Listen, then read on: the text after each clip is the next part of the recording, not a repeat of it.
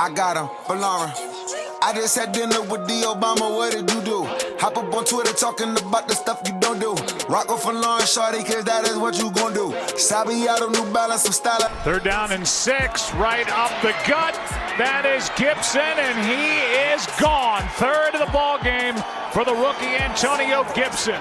Farms at the farms, all you hear is oi. One time for BDR, we just try and see you out. I used to be with Nas, beating every city up. Watch who you talking to, I'm respected by the. Picked up, and Mullins fumbles the football. Washington has it back. Chase Young, they're chasing him down the sideline. And Chase Young has a Washington touchdown. I've been ungrateful but thankful. I've been ungrateful but thankful. Maybe I got it all too fast and too soon. Been living life, no feelings, no rules. And I've been trying to make it last, make it move. But I'ma hop in this foreign and like a fool. I've been ungrateful, I'm thankful. What is up, everybody? Welcome to the Burgundy Network podcast. I'm your host, Josh Taylor. Joining me to whichever side it is, Brian Murphy from Atlanta, Georgia. What is going on, Brian? How you doing? What's up, man? Ready to talk some defense. I like where we are with the offense. I thought we broke it down. Still waiting on a call from Ron and the guys. I feel like we pretty much figured it out, but maybe we can convince them with our defensive talk. I shot him a DM. I'm just waiting to hear back, so it's pending. But guys, this episode is brought to you by 500 Level, who specializes in officially licensed T-shirts like the one Brian's wearing. Today, I'm repping my H2WR shirt just because I love those guys. And I'm what you kids call these days a simp, I guess is the word for H2WR. Great podcast. Check them out also. Part of the Capital Network. But so first off, I want to start off the episode just by saying, the Burgundy and Gold Globes were tonight. A lot of people got great recognition, and I just want to shout out everybody who was a part of that. All of the fan podcasts and the Burgundy Zone ended up winning it. So big shout out to those guys. And I just think it's important to say, like, we are all one team. Doesn't matter, like, who you are, what you podcast, like, what do you do? But we're one team, literally rooting for one team. So I think us as podcasters, we just all work together to show the other 31 teams in the NFL that we are the best fan base in the NFL. Wouldn't you agree, Brian? Yeah, absolutely. And like you said, I'm down here in Atlanta, and I follow some Atlanta guys, Atlanta fans, and I know that they don't really have something like this, just the passion that these fans do. So I'm just honored to be a part of it, and congratulations to all the nominees. And Burgundy Network podcast, we're going to come back hungry and hunt for one next year. That's for sure, though. Yeah. And like I said, the nominations, like that's cool. Like, that's not what we do for. I just love talking about the team, but like for the Washington football team to recognize people, because this is a lot of hard work. I don't know, like, if people realize how much work really goes into this. We love doing it. It's something we're passionate about, but still, we don't get paid to do this. We do this out of the passion for the game. So just shout out to those guys that were mentioned. Like I said, H2WR, one of my favorite podcasts, but still the DC Tweet team, Big Douglas Show, kills it, has the best guest I've ever seen. And then the Burgundy Zone, best setup, best graphics, best everything. They all really push me and push, I would say, us together to give our best product. So just proud of those guys. But the H2WR actually got to sit down with Jack Del Rio in an interview not too long ago. Yeah, I don't know how they pulled that off. He won't tell me. I'm kind of mad about it. But still, just a huge pull in a great interview. And that leads me to a point that we're going to talk about today, which is Jack Del Rio's defense in the free agency market. Got a couple questions. We're actually going to start off with a cool little game that I told Brian about. So I think that'll be interesting. And then really just look at these positions and see where we could spend our money. Our defense was a lot better last season, one of the top 5 defenses in the league. Obviously a big part to our defensive line. And it seemed like the whole team really revolved around that. So that is where we are. But go ahead, Brian. No, I was going to say, like, before we jump in, I feel like we probably agree the defense is way closer than the offense. So I think on the defensive side of the ball, it's really adding some supplemental pieces, maybe not some cornerstone big names, but guys that would come in and really kind of just solidify how well that defense played last year. So kind of going in, we're not looking to get the big splashy names, at least not on my end, but just those guys that would complement this defense really well and just build off of that 4th-ranked defense from last season.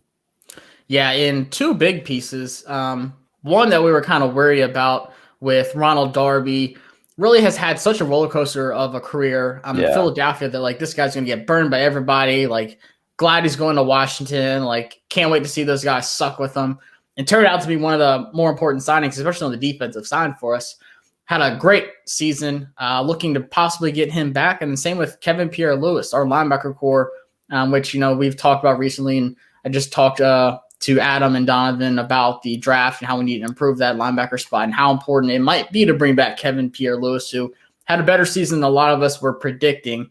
So, Brian, let's start with a little game. This is called the free agency check-in. All right. So I'm going to be Ron Rivera, and we have some notable names. Big shoes to fill there. That's quite the task, but okay. I'm not even trying to fill shoes. I'm just trying to tie the strings. I'm not even going to attempt. I was going to have like some like gambling stuff behind me, maybe like a little roulette and stuff, but didn't have enough time for all that. Riverboat, yep. But I will start with this because we have some notable names in the free agency, and I want to check in with you. I'm going to be Ron, and you're going to be these players. Yeah. And you have to be honest with me. You have to say, hey, this is what I'm expecting. This is what I think should happen. And we're going to see if you're going to be back in Washington. Are you down? Let's do it. Awesome. So first up, we have Ronald Darby, who I just said ended up being one of the best signings last year for only $3 million on a one-year deal. Ronald, your deal is up. You are a free agent this year. You were great for us last season. PFF says we're going to sign you next season to possibly $10 million deal per year. What do you think about that? Do you think we should pay you that much? Do you want to come back? How are you feeling right now? Look, Coach, it was nice to come back home and play. First time in my career, I played all 16 games, started all of them for you too. I took a chance on myself signing a one-year deal like that. And now I think it's time to come home and stay home. I think that I fit well in this defense. I had one of my best seasons ever. I mean, no picks, but just the impact that I had on the game was undeniable. So I think it makes a whole lot of sense, not just for me, but for the team as well, to keep that continuity. Kendall and I and Jimmy, us corners, we work well together, and I want to see us out there for a long time together, and I'd love to come back, and not just for a year, but for many years to come. So sign me back. Let's make this happen, and let's make it happen sooner rather than later. I feel like I'm on Madden right now. You do the player negotiations and like the career mode. That's what it feels like. Ronald, I got to agree with you, man. You paired up well with Kendall Fuller. Really held down that secondary for us. I think you're worth bringing back on another contract. Like I said, you're projected to have like a 3-year, $10 million per season deal. I'm good with that. If you hold up like you did last season, make those big plays, like I said, not really turnover-wise, but you held down your own against some of the top wide receivers. And especially in the NFC East, you got guys like Amari Cooper, Golden Tate on the Giants. They're looking to possibly draft Devontae Smith, maybe Jalen Waddle coming to the NFC East. Right. We need all the help we can get in the secondary.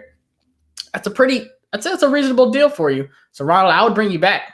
You want to be back in Washington? We'd love to have you. Let's do it. Sign on the dotted line. I'm ready. You sold me. Now this guy, I don't know about. This one's gonna pull some heartstrings for some people. But the sack man himself, all-time leading sack leader in Washington history, Ryan Kerrigan, biggest question mark of the offseason right here. I know you're not happy with your role, Ryan. I get it. You don't want to be a rotational guy. But, dude, we have Montez Sweat and we have Chase Young. We're paying you $12 million a year already. Yes, you had great stats last season. For your limited snaps in your role, you had some sack numbers. You showed that you still got it. But you made it known at the end of the season you weren't really happy with this rotational position. Where do you stand right now? Do you want to be back in Washington? I mean, look, I love Washington. It's where I've been my entire career. It's, it's been everything for me. It made huge plays. I'm the heartbreak kid. That's who I am. But I see what's going on, and no hard feelings. I know this is also a business, but I know that I can give starter reps to a team. But you guys, Washington's got legit guys. They've got Chase Young, they've got Montez Sweat, and I know they're younger and they're faster. And, that was me back in the day, but I don't think we're there right now. So if you can't guarantee me starter reps, maybe not technically starting every game, but not starter reps or legit reps, then I want to go somewhere where I can prove that I can just do it at least for 1 or 2 more years before I ride off into the sunset. And I'd love for it to be here, but, I see what's in front of me, and I see those 2 freaks on the outside, and it's undeniable. One big question is, what if those big freaks get hurt? Then what do you do? What's our depth look like? And I know you're a rotational guy, but you could possibly be a starter. God forbid if something happens. We saw Chase Young get a little bit nicked up last season. Not going to curse anything. Going to knock on wood right now and just hope that he has a long, healthy career. But you never know. Injuries happen in the NFL. Do you stick it out with the team you've been faithful to, or do you chase after a Super Bowl contender? So, Ryan, honestly, you're going to be the real heartbreak kid here if you don't come back to Washington, and that's okay. It's a business. We agree with you. We can't pay you what you want as a starter role, and we're going to go with these young guys. If you had to pick any team in the NFL to go to, who are you headed to? Yeah, I think you mentioned a contender like a Kansas City or, even a Baltimore, that where I can go in and make an impact and be one of their top 2, top 3 pass rushers. I think that, I can make something happen there. But, I'll always be back. I'll be back down the line, and I'll be up there in that Ring of Honor. And I'll always be a Redskin/football team member and love my time here. And if this is the end, it's been great and no hard feelings. And I wish the best for this team and this organization. I know that they wish the same for me. Look, we're not going to send you across the beltway, and we have to look at you all the time, right? That's true. That would be tough, but it's that's too close. We're going to break up. We're going to send you to San Fran or something. At least I'd be out of the conference over there in Baltimore, but and we wouldn't have to play each other unless we ended up in the Super Bowl, which would be nice, a Beltway Bowl, or years down the road. But it is what it is. We'll see what happens here. It's a long off season, but no hard feelings, like I said.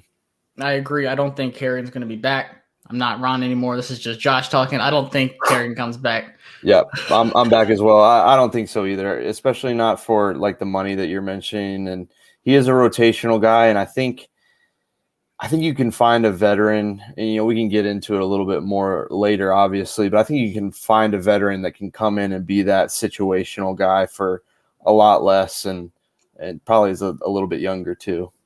I agree.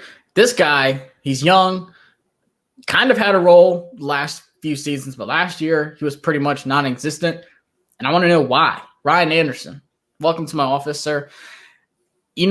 We did change up our defense to that 4-3. We, signed some guys, even drafted, Smith Williams, some other defensive guys, but don't really know what your role is right now. You talked about in camp earlier before the season, you loved how Del Rio was, doing with the defense, and you're not, asked to drop into coverage anymore. You're just sticking your hand in the dirt. What do you think your role is here? And is this, something you want to be a part of, or are you trying to go somewhere else where you have a bigger role? Yeah, I think that's the biggest question I have is, where do I fit in? Am I an end? Am I a linebacker? Am I an outside linebacker? What am I doing here? And it just kind of seems like I was kind of the odd man out, just kind of an odd fit here.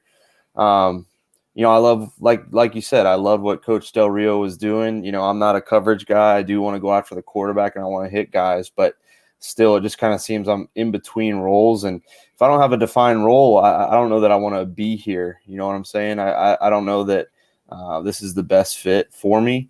And maybe I can find a place where I can plug in a little bit better and they can use my skill sets more. And it's no hard feelings. I know that sometimes a certain defense calls for a certain guy, and I guess I'm just not that in the eyes of the coach. I've loved being here in Washington, but like you said, I just kind of haven't found my niche, my role for to be a regular guy, and maybe it is time to just move along. Yeah, beginning of the season, I thought we would use you in like NASCAR packages and stuff like that, just rushing to the quarterback. That's what you do. That's what you do best.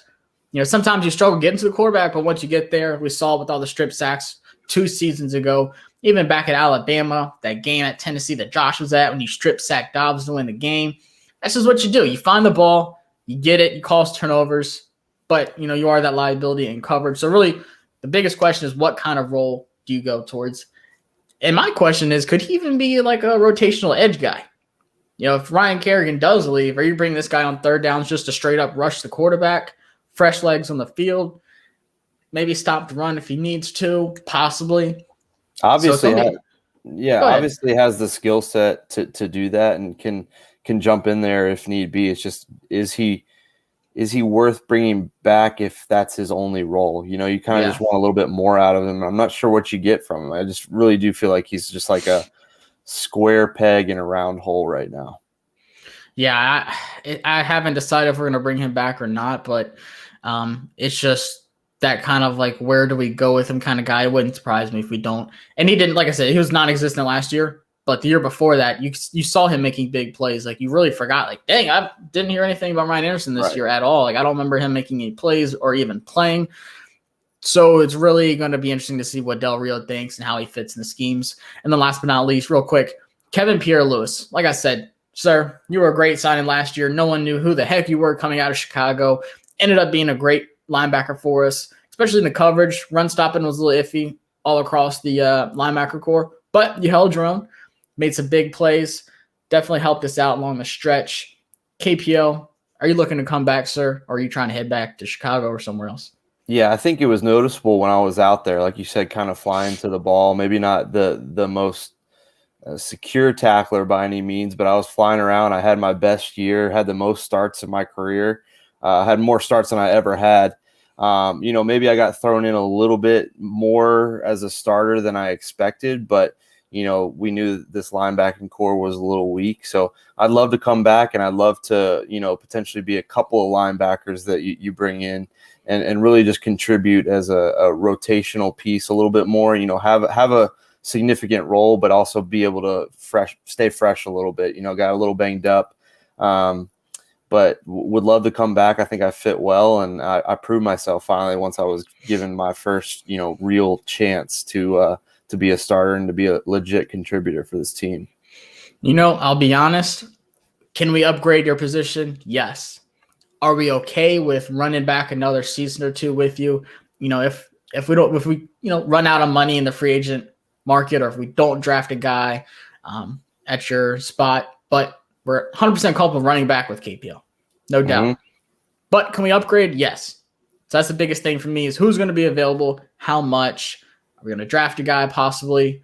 But I wouldn't be mad if he came back. Like I said, it definitely exceeded my expectations of what me too. Him, so and turned out to be a great pick. Yeah, I mean that. I feel like there was a difference that you could tell when he was kind of flying around. It allowed some of the other linebackers like Holcomb and Bostic to kind of be a little safer, I guess. And KPL was kind of the guy that was going around making plays out in the flats and that kind of thing. So, yeah, I definitely think he was a key piece for this defense. But you're right. They certainly can upgrade. But if it's not the worst thing in the world if he comes back and is one of the starters. But, linebacker, I think we all know, is the glaring weakness on this team. And you'd love to upgrade via the draft and maybe even free agency, maybe both of them. You take both routes. I think I'd be okay with that. So, it'll be interesting to see, but you're right. KPL is certainly not a bad fallback plan. If we lose KPL and, we cut Bostic, or if he retires or whatever he does, that's two big holes in linebacker core. We're right back to, hey, we need to fill this up because the rest of the defense is too good to not have a good linebacker core. Yeah, but on the flip side also, it's also John Bostic and Kevin Pierre-Louis. They're not huge names. So yes, they're holes, but, you could probably plug and play a couple of guys that will give you about the same production. So obviously you want to upgrade, but if you do end up losing these guys, I don't think it's the end of the world. But it remains to be seen. Sometimes you lose out and you don't get the guys you expect. So definitely don't, like you said, you don't want to go back to putrid linebacking play. We need some legit thumpers in there. Yeah, I want some hungry guys that get after the ball, and we're going to mention some guys here in a minute that could possibly do that. I want to start real quick with the defensive line. We're going to take a look at our shopping list, is what I want to call it. I really took a look at the free agents the last couple of days and really dug deep into it and seeing, where would these guys fit? How would they fit for us? What kind of holes would we possibly have going into the season? And that's a question that I've talked about, in our group chat a couple of times now, is what do we do for the defensive line in the free agency? Do we save our money for these guys who are going to get paid in 2022, 2023? These young guys coming off their rookie deals. Do you sign depth? If you do lose a guy like Harrigan, you don't really have much behind it. If something was to happen, you're just going out there with Smith Williams pretty much. Right. So in your opinion, how much money are you really willing to spend on this D-line? Do you feel like it's even necessary on the outside or the inside? Yeah, right now it's definitely at the bottom of the list in terms of the defense. I think we saw how strong this defense can be, how strong John Allen and Deron Payne can be. And honestly, you're almost getting a free agent for free this year. You basically played all of last year without Matt Ioannidis. He might be the best quote-unquote free agent that you're going to pick up. And he's a game changer. We know what he can do against the run and rushing from inside. So I really think, maybe you bring in a guy that's been around a couple of years, but you don't spend a whole lot. Like you said, you're looking for depth right here. You've got your clear starters across the board. If you throw Chase and Montez in on the line per se, and Deron Payne and John Allen, and then Settle rolling in, Ioannidis, you've got your guys. I think the depth is where you really address it. And maybe that's even in the draft. Maybe it's not even in free agency. I mean, like you said, we have James Smith-Williams. He played a little bit. He cut his teeth a bit in the NFL. So, if we were grouping the positions, they would definitely be at the bottom, to where I'm like, okay, if there's a cheap guy that can come in and just be a depth piece, cool, I'm with it. But not a big name, and probably not a name that a lot of us are going to recognize is probably what's going to end up happening with the defensive line. And I'm okay with that. But, like you said, injuries you can never account for, but you always want to have a backup plan. And so maybe that's where you go and get a little bit more depth there. But you got to feel pretty good about your defensive line. Yeah, I wrote down one name that I've kind of kept an eye on, and that's Kerry Hyder from San Francisco 49ers. Young, cheap guy. Not a lot of people are going to know him, just like you said. It's not going to be, Yannick Ngakoue or Jadeveon Clowney or anything like that coming in. We're not going to drop, 15, 20 mil in a edge player. I think inside, I think we're set. Matt Ioannidis coming back, Payne, Allen, Tim Settle doing what he's doing. Could we possibly trade one of these guys in a huge package or whatever the hypotheticals are? Possibly. I'm not really considering it. I think we're going to run it with the guys we have right now. I don't see any of them leaving this year, possibly next year. But if we were to sign a guy, like I said, Kerry Hyder was one guy that really I've kept an eye on that might not come back. And then you have to look at these teams that are really over the cap. And I'll talk about some guys soon, like the Saints. Like, they have no choice but to lose these good guys. Right. The 49ers, they have some money, but they have so many guys, especially on defense, they have to pay. Richard Sherman's one we'll talk about. I know they have a couple corners and another safety too that they just don't have enough money for. So I don't think we really signed anyone big, but go ahead. No, and I think you're absolutely right with these teams that are over the cap, and we know that the cap is a little bit smaller. We know all about that with COVID and all that. But I think Washington could be one of those teams that benefits from maybe like the second wave when they do have to get down to a certain amount, and maybe there is an unexpected cap casualty, whether it be on the defensive line or at other positions. I think Washington, we might not see them go after these. I think they're going to be active in free agency, but we might also see them do it in the next wave and scoop a guy that maybe didn't have a spot or was costing too much money for a team, and really get some value in that regard, because they're in a pretty good cap space themselves. So maybe that's where they jump in when these guys are on the streets. Maybe not at this moment, but later on. Yeah, one thing you'll notice about free agency this year, it's going to feel a lot like the NBA. A lot of people are going to be signing like 1 year, like big name guys are going to be signing like 1-2 year deals. And you're like, whoa, like Aaron Jones plays for who now? Like, it's going to be these big name guys. Like I said, Jadeveon Clowney, Richard Sherman, Patrick Peterson's mentionable names that I'll bring up. But I don't think anything on the D-line is going to really change. Possibly, I think we'll draft a guy on the edge, like Teron Jackson, a late round guy out of Coastal Carolina. I don't see us really signing anyone.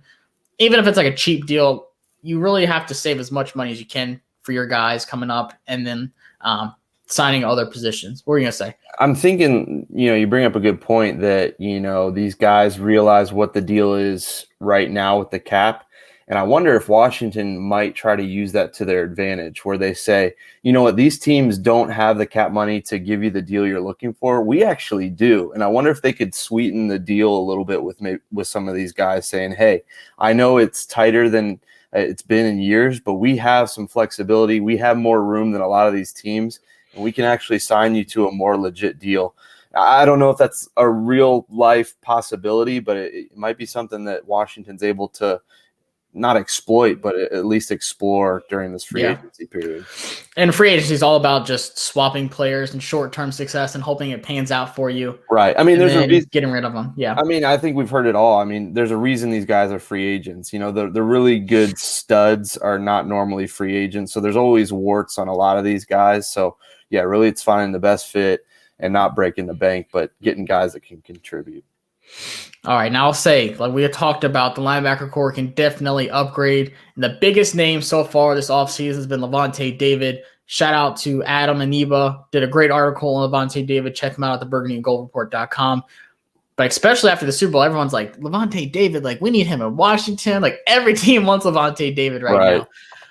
For us, we need that leader at Mike linebacker. That's something I've talked about with wanting a guy like Xavier Collins. But if not, you have a guy like Lavonte David, even though he's a little bit older on the 31 age side of it. Yeah, how do you feel about that? But still one of the best linebackers in the NFL, and he showed why with Tampa Bay, especially this past season. Yeah. So you're kind of on the no side because of his age, or where are you standing? No, I mean, don't get me wrong. The guy is legit. He balled out. I mean, we saw how big he was for Tampa Bay. But I mean, how much is that is having another stud in Devin White right next to you? I mean, that makes it a little bit easier. It probably makes a 30-year-old feel a little bit younger, but 30, I mean, for me, 30, right around 30 makes me a little bit nervous. And especially for a guy like a linebacker where your one job is to go and throw your body in the way of another guy. I mean, it starts to add up. And don't get me wrong, I'm not trying to downplay what Lavonte David has done. But do we really want to spend a whole bunch of money on a guy that is on the other side of 30 and just based on football is not going to get any better, any younger, any fresher? It might not be as sweet a deal as we think we're getting. We're not getting Lavonte David from a couple of years ago.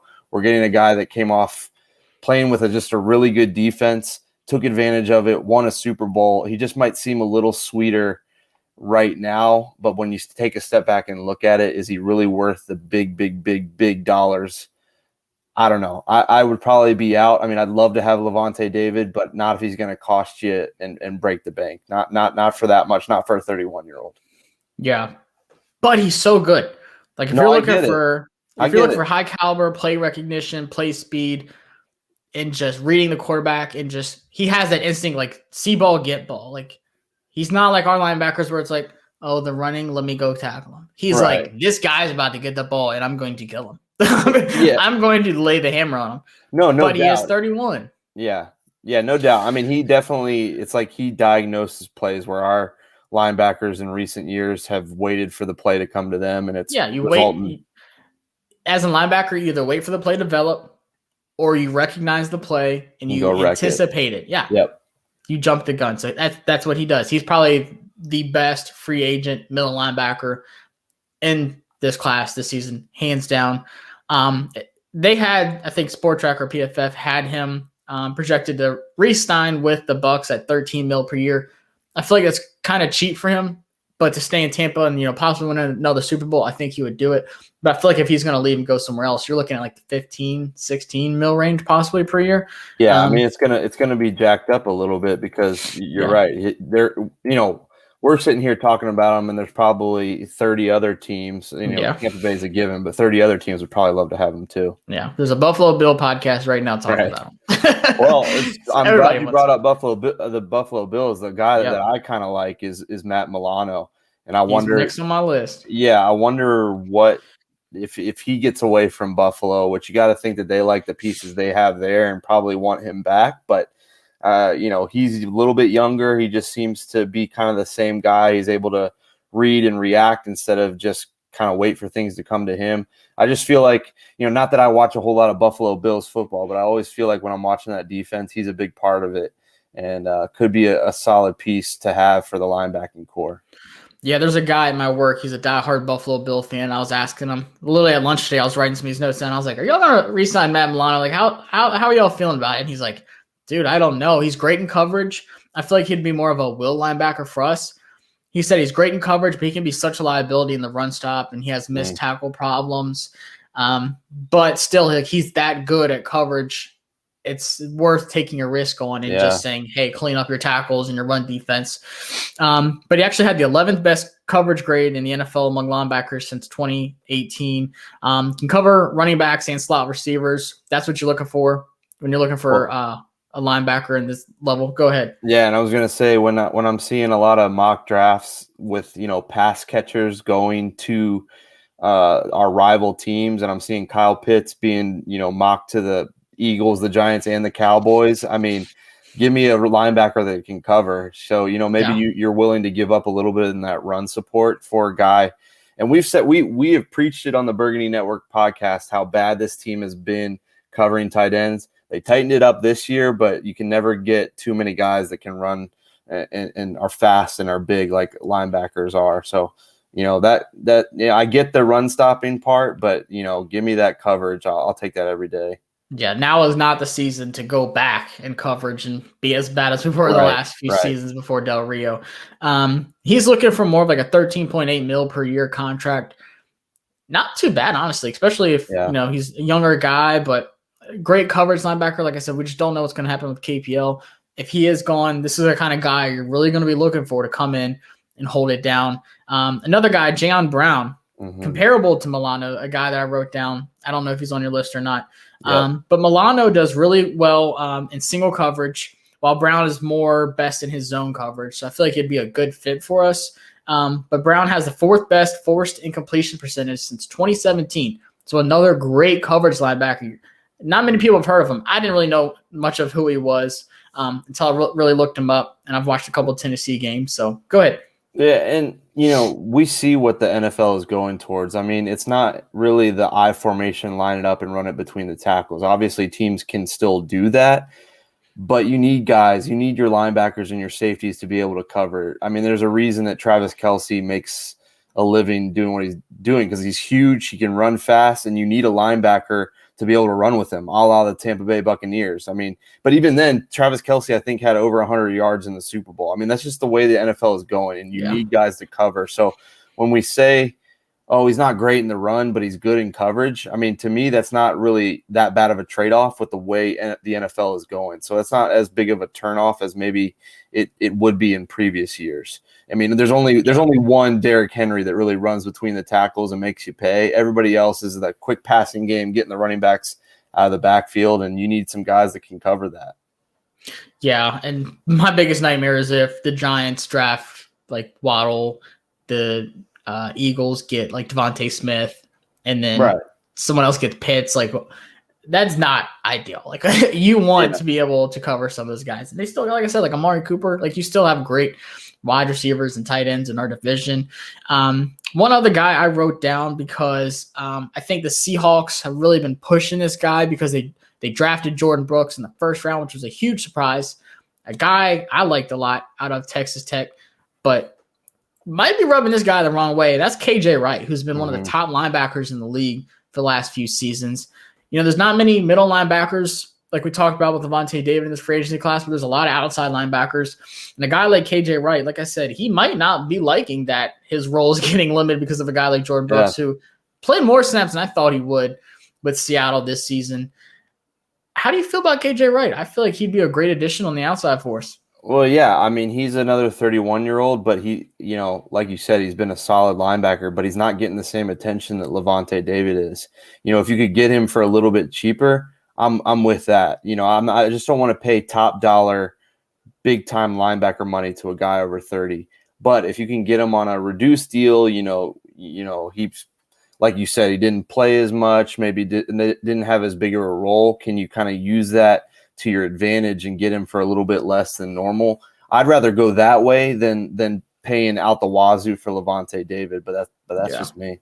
If I'm Washington, I'm like, KJ Wright, we don't have a Jordan Brooks. We're not going to draft a guy on the outside.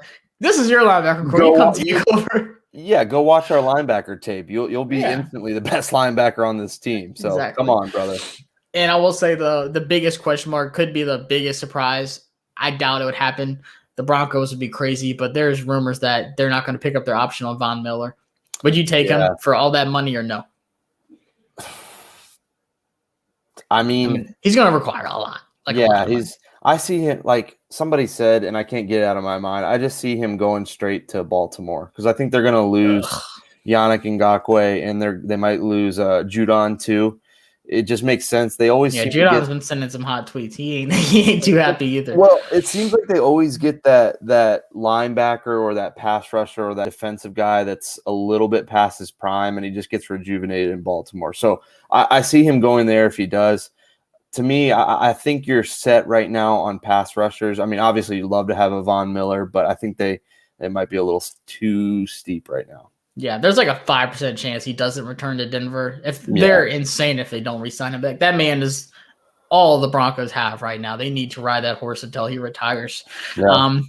But linebacker, like I said, I think best bet for us is, do we get a Lavonte David? Possibly not. So that's why, I'm saying I'm sticking to my guns. You draft Zaven Collins at 19, and then you sign one of these outside guys like Milano, Brown, possibly KJ Wright to take over that outside role with KPL. Because to be honest with you, all three of those guys are upgrades over KPL. There's no doubt about it. He's been great for us, but I say you spend the money, you get that linebacker core where it needs to be, and we're right up there in those top 3 defenses next season.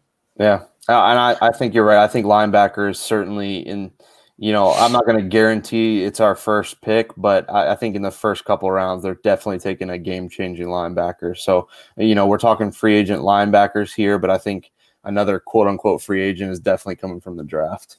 I agree. The safety role. We drafted that diamond in the gym. Cameron Curl has been a stud for us. Can't wait to see what he does in Washington, but he needs some help. Jeremy Reeves, I like him. He was solid. Yeah. But can he play that as a starter consistently through the whole season, or do you bring in a vet that could hold down that role and help Cam Curl out? Because once again, this defense is too good to have any kind of liabilities in the field. Apke, he's out. He's gone. I'm never going to say his name again. But Reeves, you just don't really know if he can hold that whole season down. So for me, there's a lot of big names in the safety position. Well, and then also, kind of potentially the elephant in the room is Landon Collins coming back. Where does he fit into all of this? Does he kind of become hybrid linebacker safety? That's definitely got to be part of the conversation as well. But I'm with you. I think that they definitely have to address safety in free agency, and there are a couple of intriguing names out there for sure. Yeah, I'm looking at I didn't even look at a single strong safety, to be honest with you.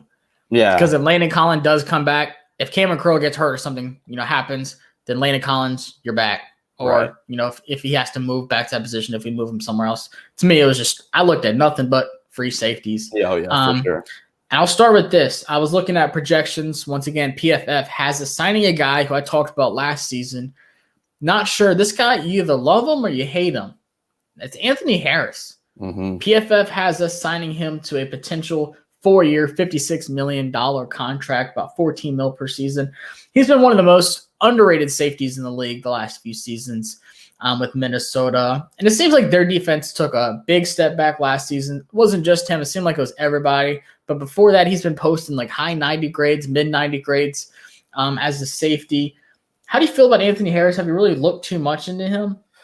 Yeah, I just feel like I've heard his name for over a year, like you're saying. And, maybe I've become tired of him, or maybe it's just I don't know enough about Minnesota. But it seems like, that their defense wasn't very good. So why would we want to go and get their guy? But, I mean, not last year, but the year before, he's coming off a 6-pick season. I mean, making impact plays. And I know all pro. Right. I know stats don't tell everything, so that's not necessarily fair. But, at the same time, I think it'd be an upgrade over Jeremy Reeves. I mean, there's no doubt about that. No offense to Jeremy Reeves, but you get a guy in there who's been in there a few years, been a solid starter, has made some plays. I'd be okay with it, and I think it makes sense. And if that helps to lock down the safety position, have another guy alongside Cameron Curl, I'd be cool with it.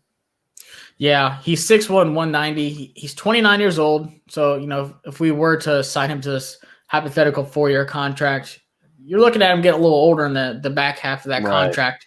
But he is from Richmond, Virginia. Little be known. Might be coming home. Look, he's only like an hour down the road from me if he comes back home. So you have to really, if he still has family in Richmond, that's pretty enticing. Like if you're a player returning back home, playing in front of your family or leaving the cold Minnesota. It's cold here. We've had some ice and snowstorms recently. It sucked. It's been 60s last few days, so it's nice. But you really have to consider that as a player. Like, are you going to come back to your hometown potentially and play? But still, like you said, it's a huge upgrade. Mm-hmm. I like it. I wouldn't be mad at it. It seems like he is linked to us every season. I don't know why. Yeah. Like, what links him to us specifically? But I'm all for it. I know a lot of other guys I've talked to aren't really too hyped about it. They want some of these young guys, and I get it. And that leads me to Marcus May. Mm-hmm. Young dude. The next one I was looking at too. Yeah, the Jets would be stupid to get rid of this guy. He's probably their next young playmaker on defense for them. But once again, it's the Jets. You just don't know what they're going to do. 27 years old, which is kind of strange because I thought he was younger than that. And I mentioned this to Nate. And he'll be 28 in a couple weeks too. So you're right. He's getting closer to 30 than I really thought. I mentioned it to Nate because I know Nate Coleman loves Marcus May. Huge Marcus May fan. He wants him in Washington. I messaged him. I'm like, did you know he's about to be 28? And he's like, no, I thought he was younger than that because he's only been in the league since 2017. So he literally entered the league like 24, almost 25. Right. So you talk about like the age factor. He's young. He hasn't been in the league that long, but he's 27 years old. But the thing I like about Marcus May is how versatile he is. And that's the number one word. I guarantee you that V word is all over the locker room, especially in Ron Rivera's office. Exactly. He played 400 snaps at free safety. He played 200 in the box and 125 at slot corner. And that's a lot of snaps. That's what you need from a safety, from a defensive back, period. Can you rotate around? Can you be a guy like Kendall Fuller right here, for Washington that can play all over the place? That's what they need. And that would be amazing. Like you said, I think New York, for as bad a run as the Jets are, I think they would even be crazy to get rid of him. So I'm not going to get my hopes up, but he definitely is an intriguing name.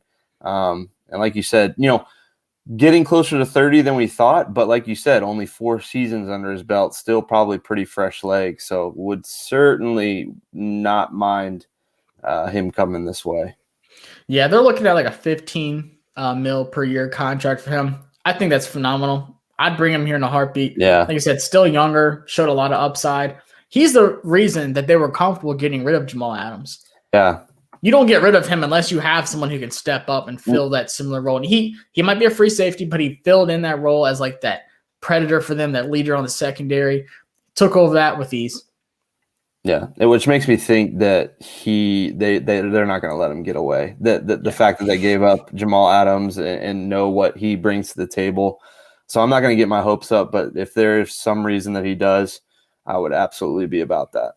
Yeah, how do you replace those two in a 2-3 year span? Dude, yeah, for real. So another guy, we mentioned Virginia. Another guy that I mentioned last year as well. From Manassas, Virginia, Justin Simmons from the Broncos. Like I said, it'd be crazy to get rid of Von Miller. It'd be insane to get rid of Justin Simmons, one of their best defensive players consistently. Can he possibly be a tag option for them? I think so. What do you know about Justin Simmons? Yeah, I mean, he just kind of makes plays. I remember him, making a play on a 2-point conversion a few years ago. Just a guy that is always around the ball. Everything I've seen, like you said, it seems like they're going to tag him if they don't get a long-term deal done. I almost just kind of skipped over his name when I was looking through safeties, just because I don't expect him not much of a chance. Yeah, I mean, honestly, I think Von Miller leaves Denver before he does. I think that's how much they value Simmons and just him being younger. So while I would love to have Simmons, he would be at the top of all these lists. I just don't think that Denver lets him get away, whether it be a long-term deal or whether it's on the tag. Yeah, they have Denver signing him to a 5-year, $82.5 million contract. So they're planning on throwing the bag at him. Wouldn't surprise me, but like I said, at the end of the day, you just don't know with the cap situation. Very slim chance, but if there's any chance at all, you go after this guy.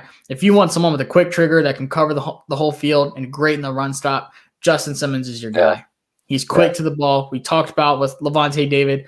He's the safety, Lavonte David, and younger. So definitely someone who's been on my list the last 2 seasons now. It's funny, like writing some of these names down. I'm like, dang, I talked about him last year on the podcast. Like, he's a free agent again. Like, do we jump on some of these guys?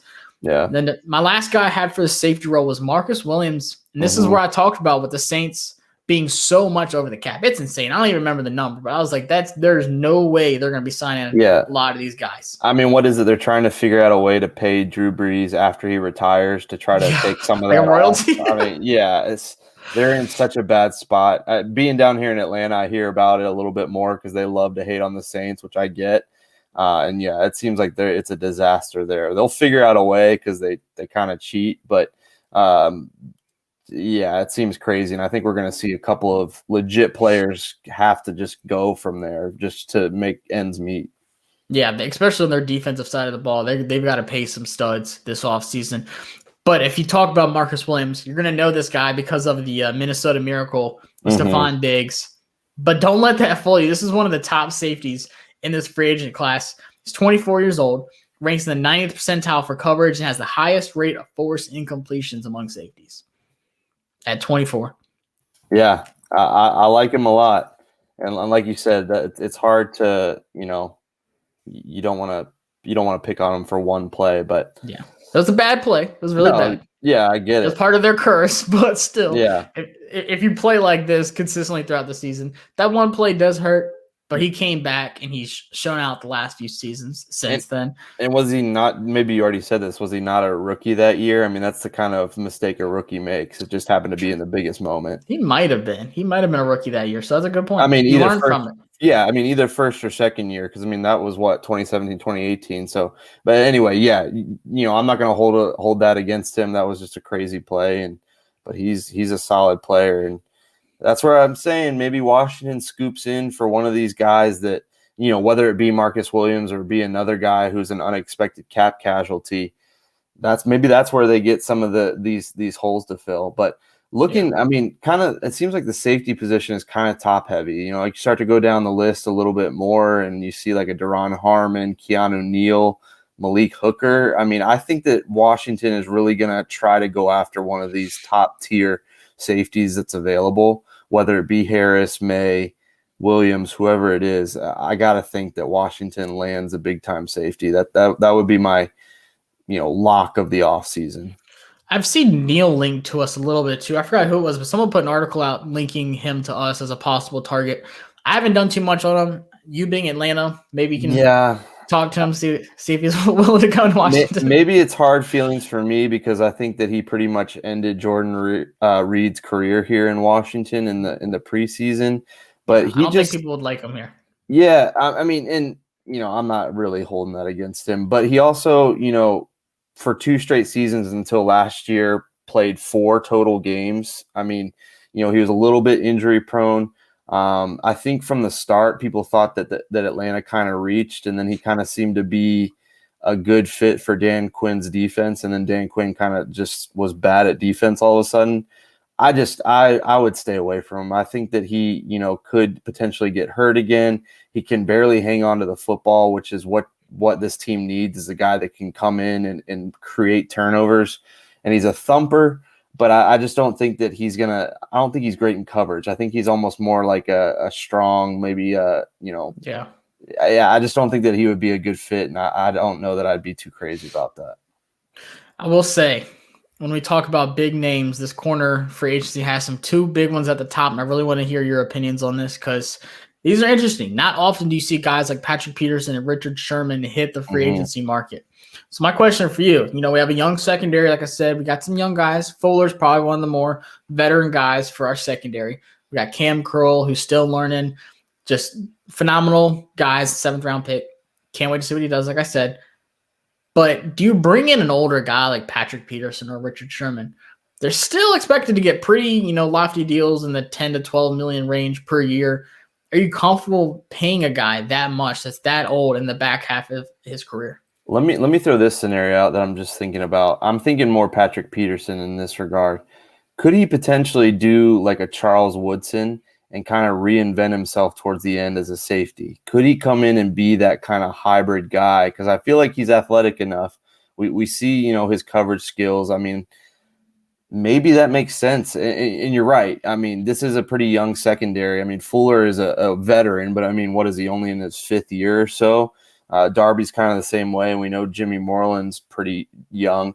I think it could help to have a veteran guy out there and who could potentially be versatile and, maybe kind of recreate it there at the end, maybe have a little bit of magic for a couple of years as a safety hybrid. I don't know if that's something, I don't know the X's and O's that well of his game, but I think it certainly couldn't hurt to have a guy that's experienced like that.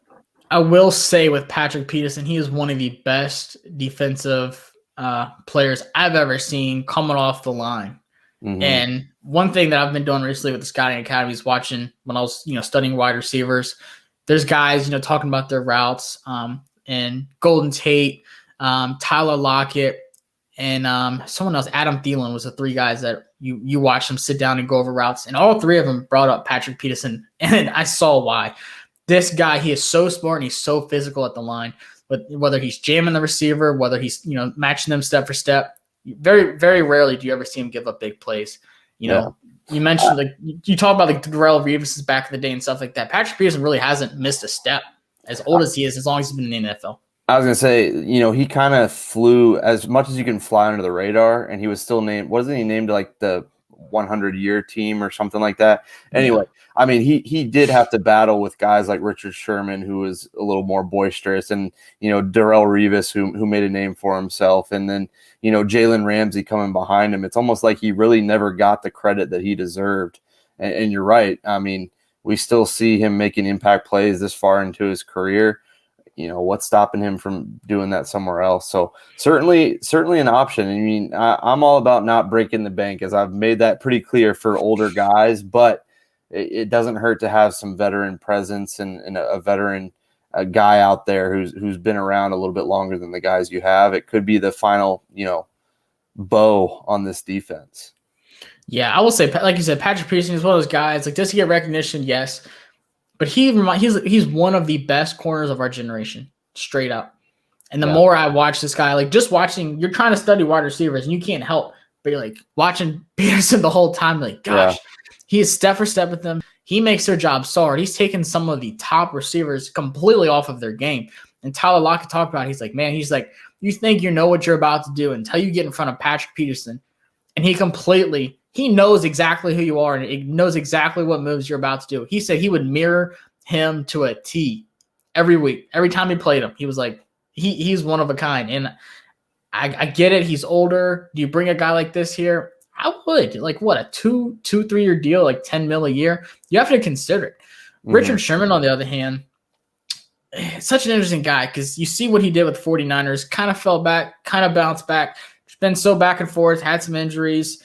He seems to thrive in a good defense, which we have a good defense.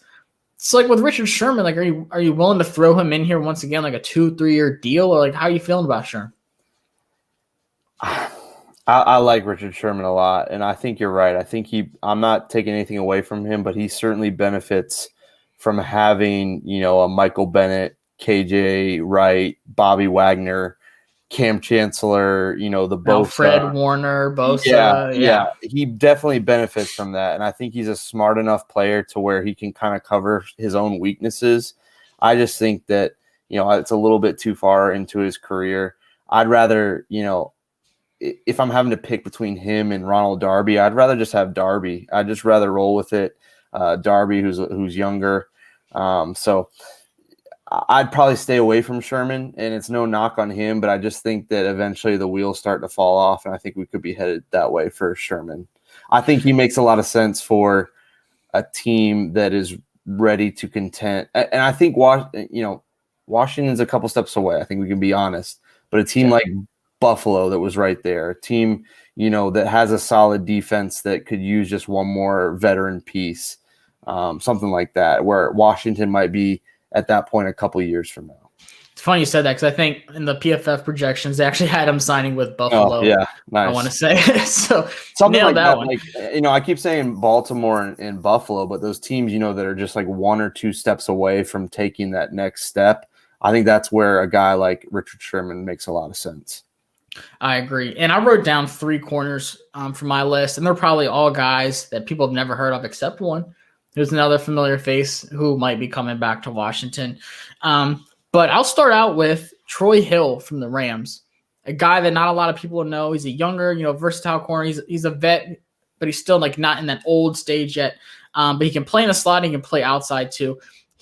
He played 546 snaps in the slot in 2020. So we have Jimmy Moreland. But once again, you want that guy who can fill multiple positions. So play him on the outside as a cornerback 2, cornerback 3.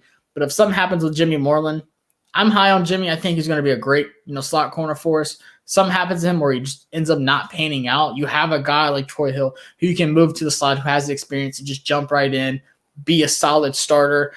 And he's shown he does so much better when he has help, like a Jalen Ramsey. When they signed him, he got a lot better, which is going to happen because he's not asked to take over the best wide receiver on the team. Jalen Ramsey is, and I feel like Fuller would do that too. So if we lose Darby, you have a guy like Troy Hill that can come in and play multiple positions. Who's someone you had on your list? Yeah, Troy Hill, and I just mentioned him one more time. 3 touchdowns. I mean, he made the most of his opportunities. But a guy that, I really like, and I don't know that he'll get away from the 49ers, is Jason Verrett. I feel like they're going to sign him long term, but I feel like he was solid in San Diego, and then I think got bit by the injury bug and really kind of turned it back around. I would love to have him. He's one of those vets, like you said, that's been around for a while, but doesn't seem too old. And maybe I'm wrong. I don't have his age in front of me, but I wouldn't mind having him as a guy if Ronald Darby doesn't pan out. And I kind of say that because I think Darby's at the top of my list. I think to have that. I think he's a must sign for us. Yeah, to have that continuity is really important. To see him kind of thrive in this system, I'd love to have him back. But Verrett would be up there. But I don't know that the 49ers let him go. I don't know how high they are on him. But he would probably be my next best pick. I know my guys at the 49er podcast, Fourth and Gold, they love this guy. But once again, they're trying to pay so many players. They want Trent Williams back on the offensive side, and then you have all these guys like Richard Sherman on the defensive side. You just don't really know who's going to come back. He's been like that guy that's like 50-50 that might possibly leave. I didn't write him down, but I'm glad you mentioned him. He's definitely someone that I would love to see us get. And then AJ Boye just got released not too long ago too. I didn't write him down, but I knew I'd mention him because, once again, I mentioned him last season. Yeah. He's really iffy. He was really good, then he kind of backslid, kind of just floating around that. He benefited from that sick Jacksonville defense. Gosh, what a waste of a defense that was. Yeah, I mean, none of those guys are still there outside of Miles Jack. It's just so strange. Poor Miles Jack. He's just looking around like, but I guess we're getting Trevor. Yeah, exactly. Verrett and Boye are both close to 30. So this seems another one of those guys that seem a little bit younger, but they're still on the right side of 30, I would say. So yeah, definitely could be options to look at should Washington need to go somewhere else for Darby, or even pluck a solid veteran in addition to Darby. I wrote down one more young player that has high upside potential. So I kind of thought about, how we signed Darby to this 1 year, $3 million deal last season. A guy that I think would be interesting in Washington is Cameron Sutton from Pittsburgh. Right now, his market value is only about $5 million a year. Very small sample size. He had just 621 career snaps before this season and played 522 this season. Like I said, he just has that high upside, former third-round pick. He's only 25. Small sample size, but he showed that he can thrive. Played outside in the back half of the season. He's used to playing in the slot. Didn't have any trouble at all. Looked comfortable on the outside. And like I said, that versatile guy, he's played in the box, he's played on the outside, and he's played slot. So if something happens, if you're giving this guy 3, 4, 5 million years, contract, a high upside pick that could pay off just like Darby did for us this year if he doesn't come back. And just another young guy that can thrive with a good defensive line, hopefully a good linebacker core, and then some help on the side with Fuller. Yeah. One thing I want to say is the versatility. I would say that, Jack Del Rio did a great job for most of the year of making adjustments. But I'd like to see him get a little bit more creative, and maybe that was kind of limited with some of the guys that he had. And so if you get a couple more versatile guys, maybe a guy that doesn't have quite the perfect fit, does that allow him to get a little more creative to kind of disguise looks? Because that all 4 guys can kind of play all 4 defensive back positions. You know what I'm saying? So maybe it makes sense to go get a guy like that, like Sutton, who can kind of play all over the place and allow you to change some things up and kind of throw some stuff at teams that they haven't seen before. Yeah, versatility, it doesn't just help the injury bug and, depth. It's where you can move around. It also helps out schemes and, play design, sub packages, stuff like that. These guys can come in different roles. So I'll end with this question. A guy that we kind of talked about last year had a 4-game suspension before coming back, looked pretty good with the Kansas City Chiefs. Good old Bashaud Breeland. Mm-hmm. How would you feel about Bree coming back, reuniting with Fuller, bringing his Super Bowl rings to Washington, hopefully going for a Super Bowl run?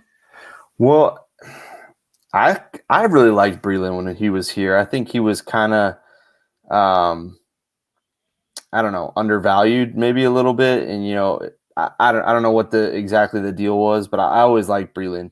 And maybe that allows like Fuller to be kind of more of that hybrid safety corner role, because they've done it together in Kansas City. It could make sense for the right amount. Maybe he wants to take a short-term deal and then maybe get broke off one more time or something like that. It could be worth looking into. And you got to think that they'll turn to Kendall Fuller and see, what do you think about this? Can you make this work again? Does Breeland want to come back to Washington? Are there hard feelings there? I mean, I know it's probably a completely different team from the last time it was here, but it would be interesting. It probably would get a lot of talk. It probably rub some people the wrong way, but it could be interesting. And like you said, they've done it before, so it's hard to argue with success. Yeah, it's nice having familiar faces around when, it's a different team now than it was when he was here. Like you talk about all the defensive guys like DJ Swearinger that was here. There's just so many guys that ended up leaving. Yeah. It's just completely different team. You feel so much better about the team right now than you did back then.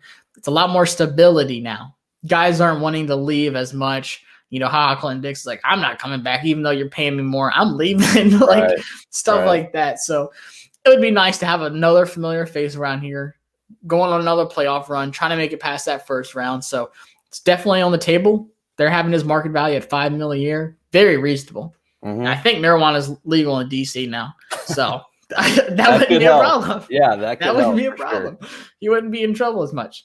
But other than that, Brian, I think we killed it once again. We got a great list. The biggest question is who comes back? Do we stay young? Do we get vets coming in? What's the one lock? If you had to pick one guy out of all the positions that we talked about, one guy at the lock, who would it be? DC? Yeah, I would say I think Anthony Harris. It makes too much sense. They need another safety.